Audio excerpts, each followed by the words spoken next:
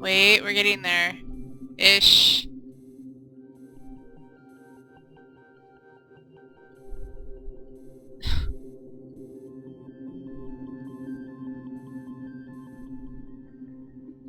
Wait, target number 7. Oh.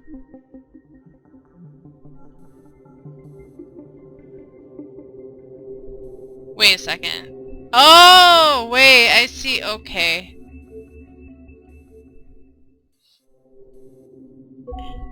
Yay! See, I didn't I didn't see that target number 70 because I was just sitting there clicking this shit.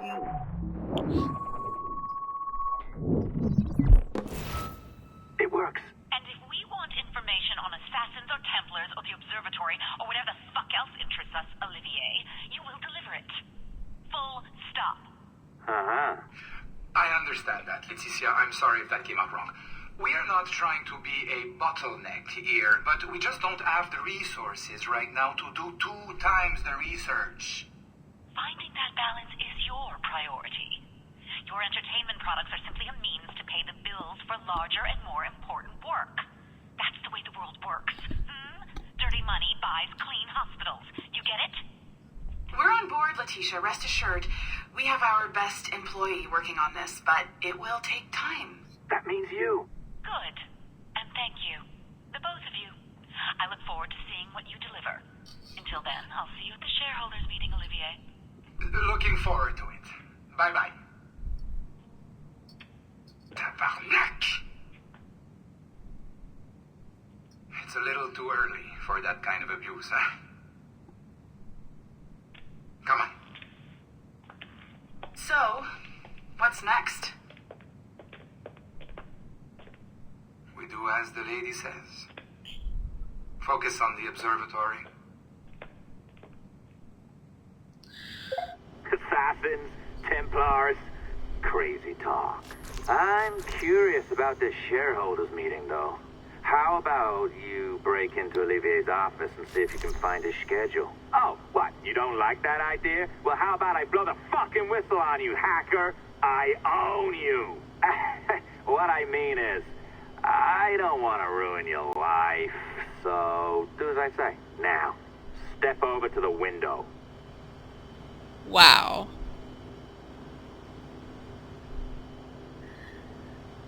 So basically he's blackmailing us into doing his bidding now. Well, that's okay, I wanted to do it anyway. Wait, do window, do they mean this? Or do they mean go to Olivier's office and go to the window? Ah, they mean this.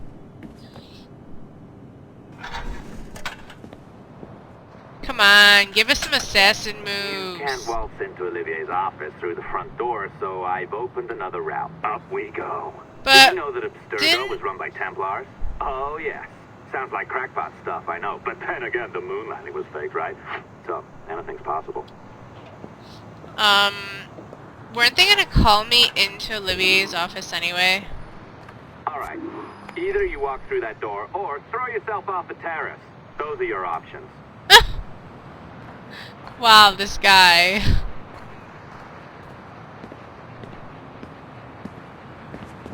I mean, Oh, well done, kiddo. Find his computer. Make it snappy. We're looking for the shareholders meeting schedule. It's worth a lot of money to us. Okay, so this is one of those Frogger ones. Okay.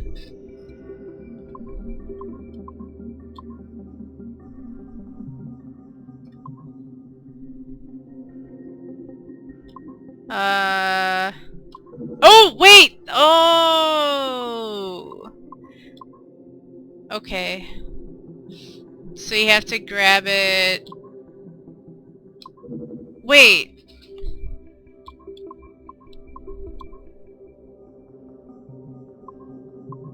Ah! So it... Okay, so while it's all... Got it.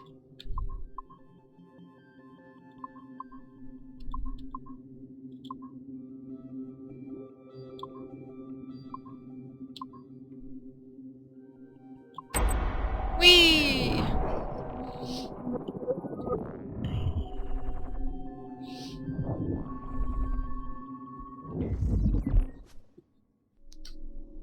Okay.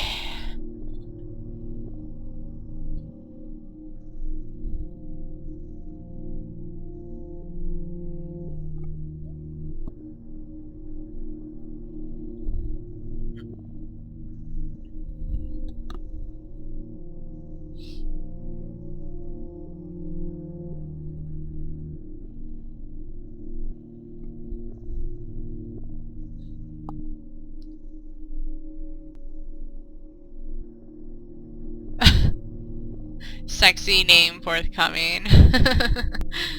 Okay, I should probably just read this to you guys because, yeah, okay, here, I'm gonna start from here. At the same time, Abstergo Entertainment will soon be announcing a closed beta for our new consumer cloud interface app, Sexy name forthcoming. Edward Kenway's virtual pirate experience will be the first complete product on offer, and the first of its kind anywhere, an immersive, interactive pirate experience drawn from actual historical data. Internal tests of our consumer cloud app have been encouraging, and we anticipate it will be ready in time for the next holiday season if everything goes according to plan. So this leads us to a broader question. What other experiences would we like to offer? What other historical periods and locations can we explore? Judging by our current rate of data retrieval, our capacity to produce, and our understanding of consumption trends, executives at Abstergo Industries have given me the goal of producing one complete virtual experience per annum, in addition to smaller offerings as our research allows. This includes books, recordings, films, and any other transmedia offerings. A second related question is this. Does Sample 17 contain enough compelling data to sustain our current commitment to it, or should we make a request to Abstergo Industries for additional archive data? Remember that data from Sample 1 proved fruitful enough to create our Liberation project. It is very likely that research into Samples 2 through 16 would bear surprising fruits as well. Thoughts? Olivier Garneau? I don't really speak French. And I only knew Olivier because, well, they say his name like that, so Olivier. Next. Hello all. Thanks for opening the discussion, Olivier.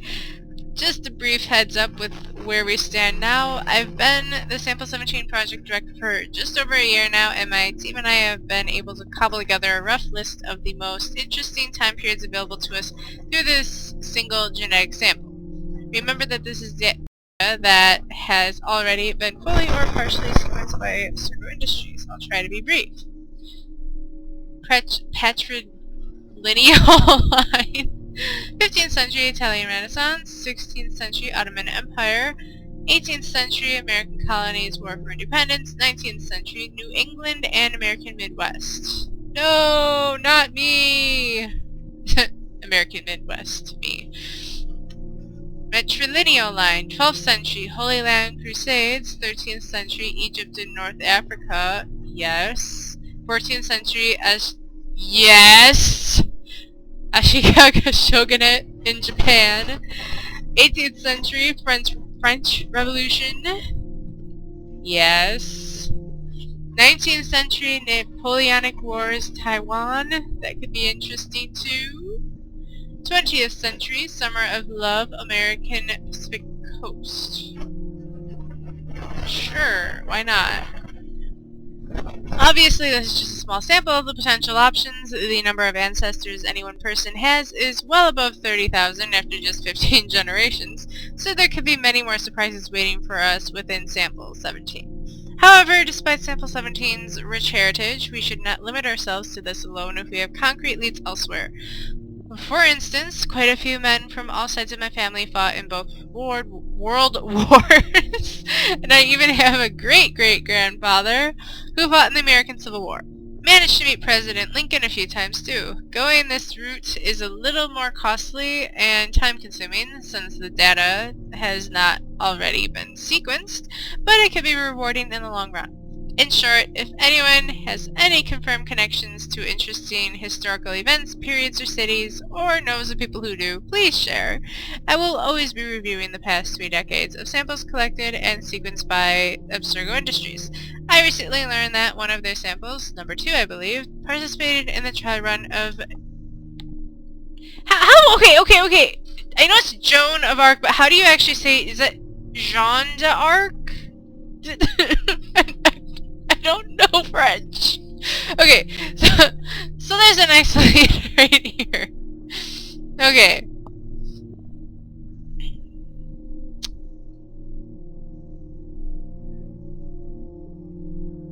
Ooh.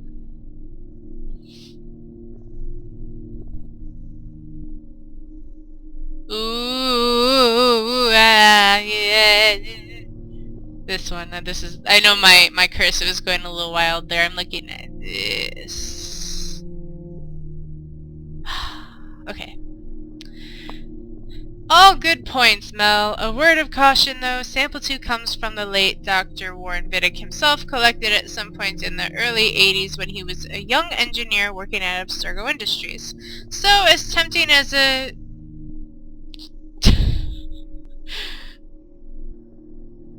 Joan of Arc experience sounds, I'm not sure Abstergo Industries would be too keen on letting us rummage around in Dr. Vidic's DNA. It's just a sensitive...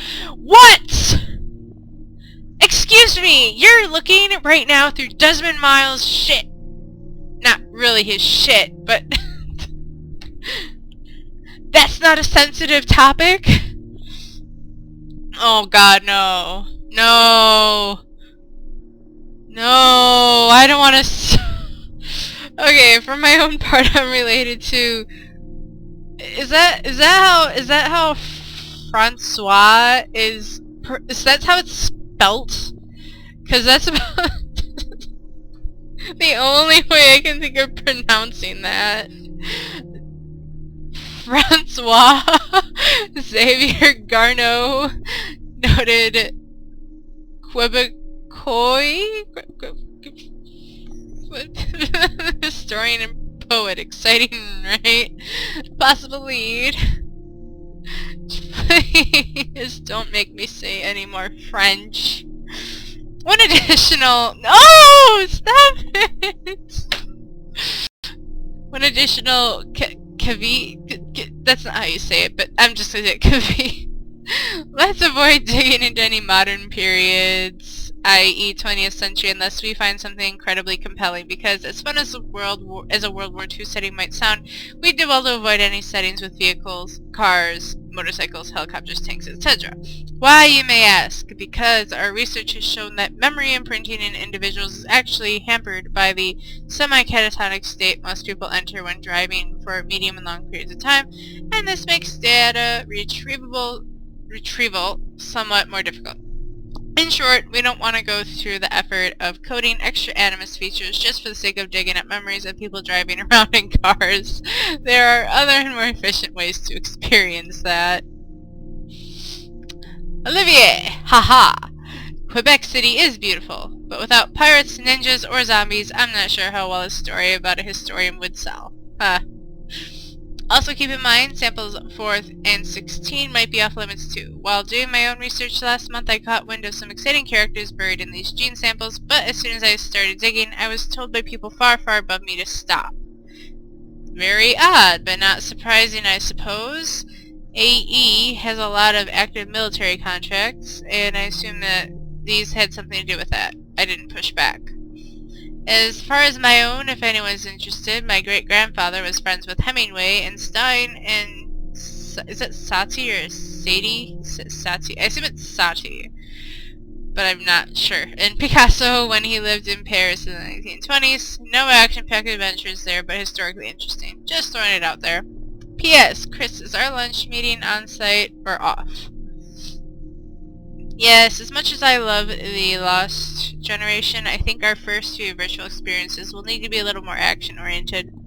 So wars and major combat operations are always a good starting point, or any periods of intense conflict really, As for pirates, ninjas, and zombies, we could easily accommodate the first two, but zombies are a bit, how do you say, ahistorical? Too bad, really.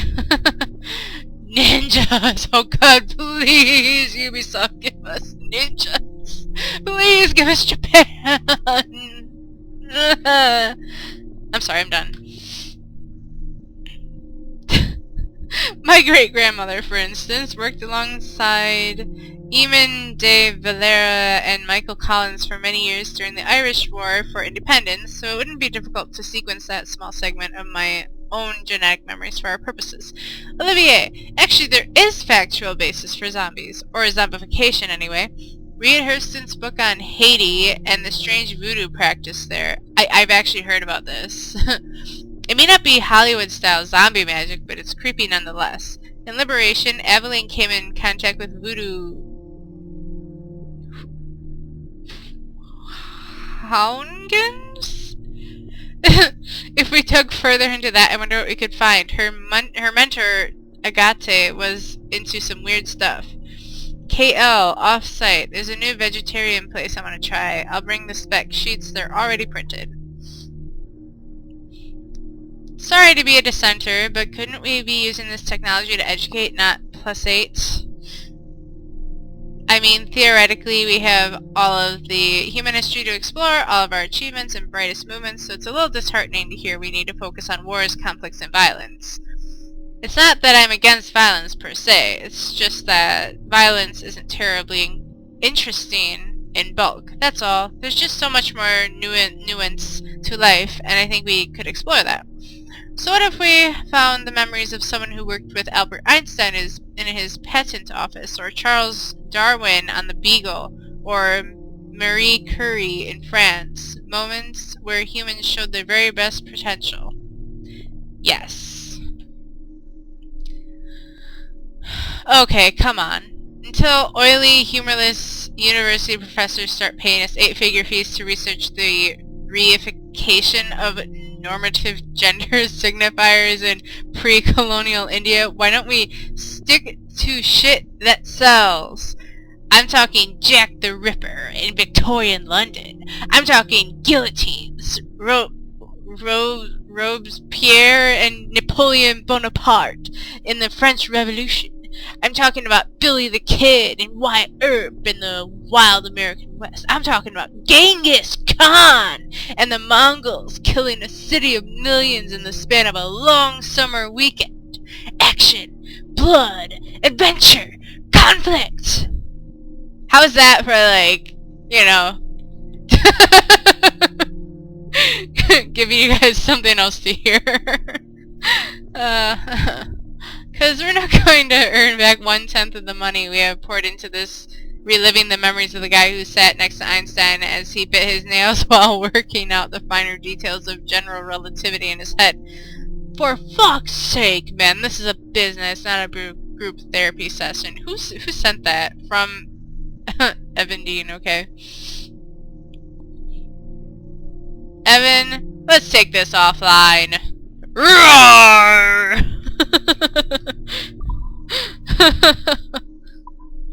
This is the, okay. Oh god, please give us Japan! You have no, I would pay so much to have Assassin's Creed in Japan. Okay, I'm done. You sneaky bastard. A pirate through and through, ain't you? Now, get down to the lobby. There's a courier waiting. Yeah, that's right. I've been planning this for a few hours. For a few hours. The receptionist. Hold on. I'll try something. Wait, can't I just go back here? Why is it... Just do this! Just put me back on... No. No. Oh, come on.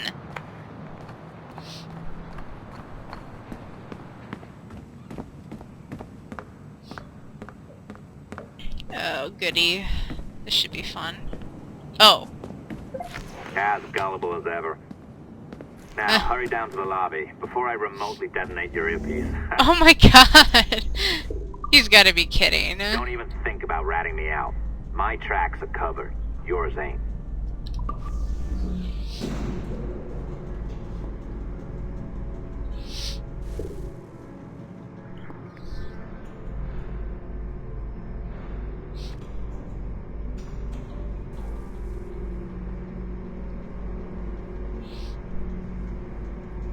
I can't decide if I like this guy or not.